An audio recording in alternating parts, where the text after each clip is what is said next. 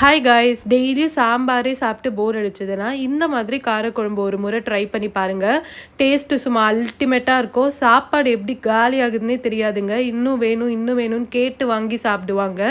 அது கடாயில் கொஞ்சமாக எண்ணெய் சேர்த்து கடுகு, சீரகம், மிளகு, கொஞ்சம் வெந்தயம் சேர்த்து ஒரு 2 வெங்காயமும் சேர்த்து நல்லா வதக்கிக்கோங்க. அது நல்லா வதங்கினதும் கொஞ்சம் தக்காளி, கொஞ்சம் உப்பு சேர்த்து வதக்கிக்கோங்க. தக்காளி நல்லா மேஷியாக குக் ஆனதும் இடித்த பூண்டு, வெறும் மிளகாத்தூள், குழம்பு மிளகாத்தூள், கொஞ்சமாக கரம் மசாலாங்க சேர்த்து நல்லா வதக்குங்க. மசாலாலாம் ஒன்று சேர்ந்து நல்லா வதங்கினதும் நம்ம இதுக்கு வெஜிடபிள்ஸ் ஆட் பண்ணிடலாம். நான் இன்றைக்கி முருங்கைக்காவும் உருளைக்கிழங்கும் சேர்த்துருக்கேன். நீங்கள் கத்திரிக்காவும் ஆட் பண்ணலாங்க.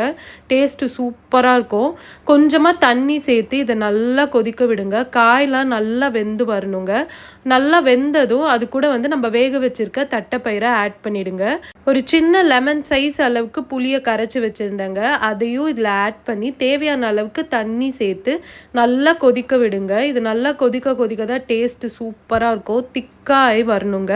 அப்போ தான் காரக்குழம்பு வேறு லெவலில் இருக்கும். இதே மாதிரி செஞ்சு ட்ரை பண்ணி பாருங்கள். டேஸ்ட்டு சும்மா அல்டிமேட்டாக இருக்கும். எப்படி இருந்ததுன்னு கமெண்ட் பண்ணுங்கள், லைக் பண்ணுங்கள்.